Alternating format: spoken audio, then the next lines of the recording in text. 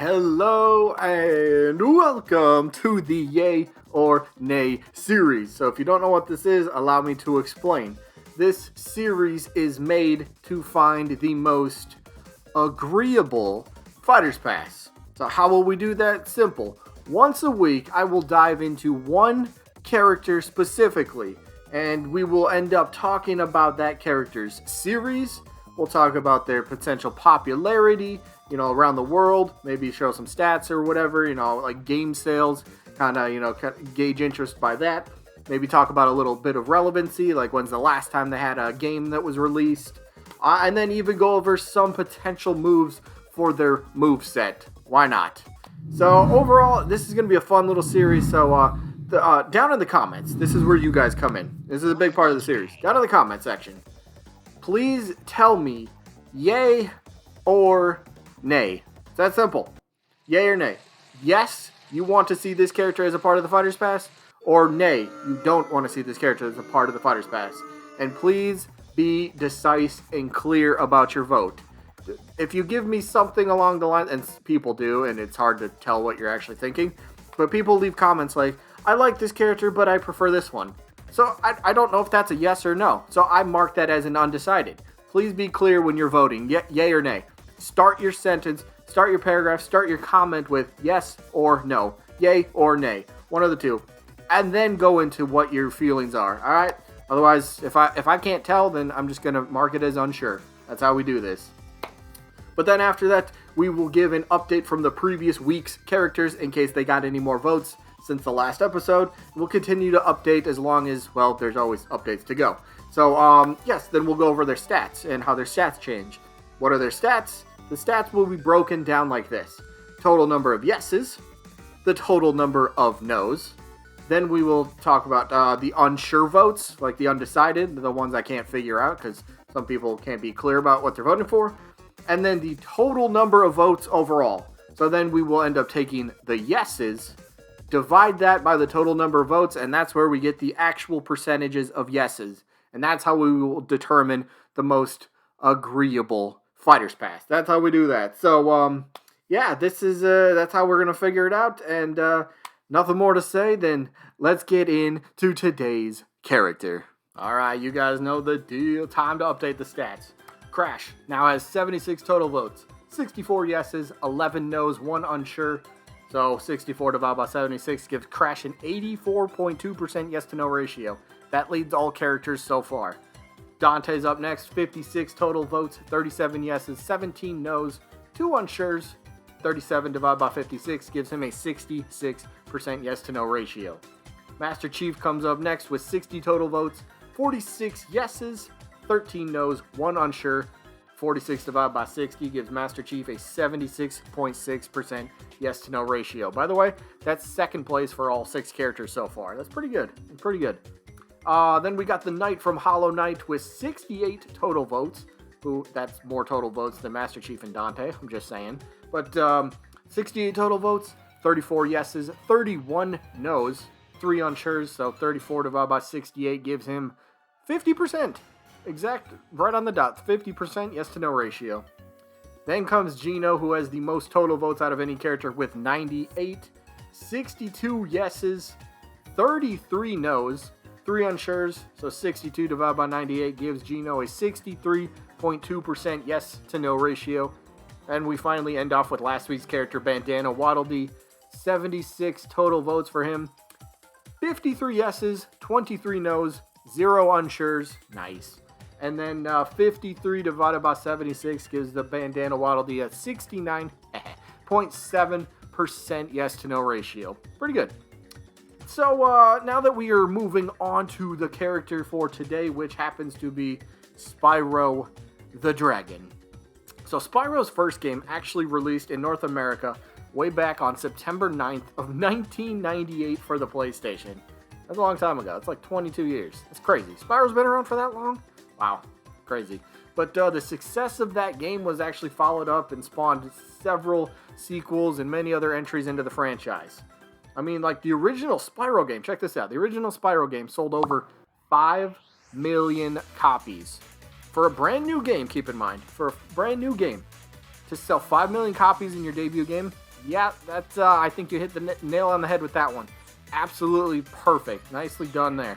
And to think about that, this is insane because selling 5 million copies by today's standards is very successful. So when you did that 22 years ago, yeah, that's pretty dang good. You could almost say he's a little bit nasty.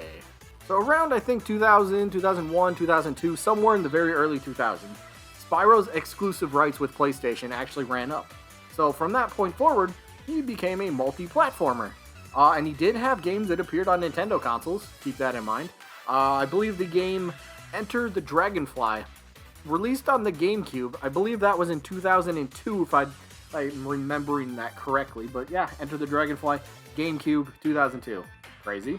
But so at that point, though, Spyro's games started to dip in terms of sales numbers.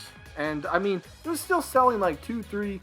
I think there's a couple that sold like 4 million. So like the sales, it's not like they were terrible, but they weren't quite 5 million and above. But they still did very well. They still did very well. But then in 2011, Skylanders Spyro Adventures released, and it happened to dawn this little thing called Toys to Life Skylanders, the figures. Yeah, we know what I'm talking about. And I think that did pretty well for them. I think they made a buck or two off of those. And then a fun fact, actually, Nintendo collabed, and they did a couple of their own Skylanders figures. We ended up getting the Hammer Slam Bowser. Actually looks kind of cool, I like it.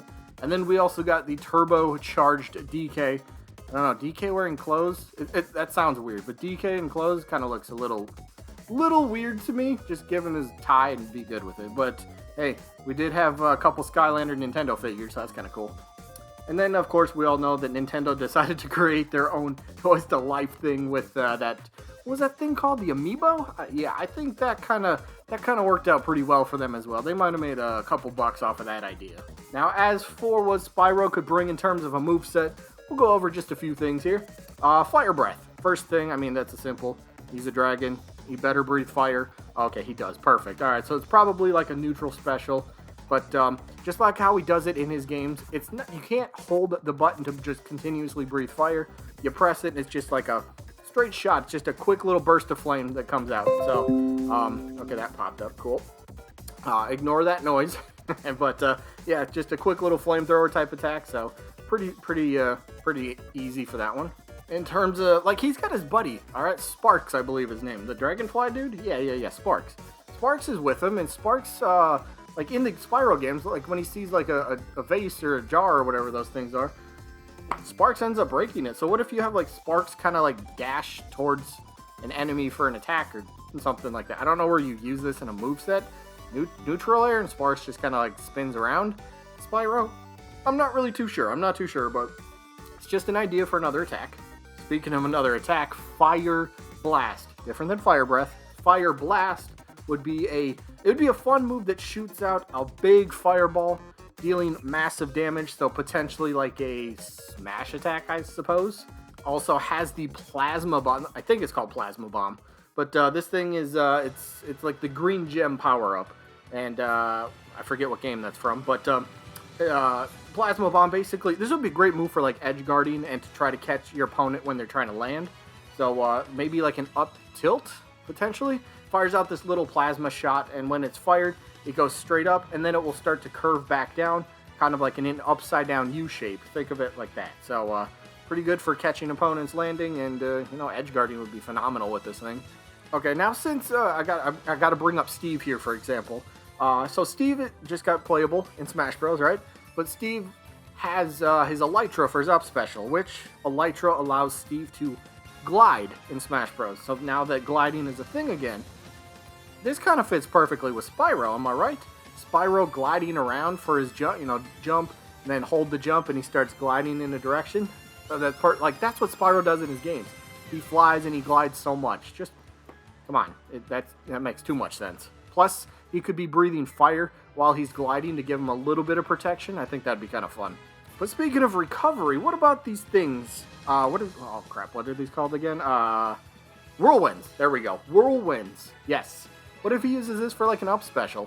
The whirlwind just gets summoned, Spyro gets twirled around and then launched straight up in the air. Now in the clip it's a little slow, but maybe for Smash Bros. The move could just be, well, faster, so he's not sitting there just kind of waiting to get attacked. If you try to use this off stage, it's going to go so slow and you're going to get punished and you're going to get spiked or whatever. So yeah, just a faster version of this move.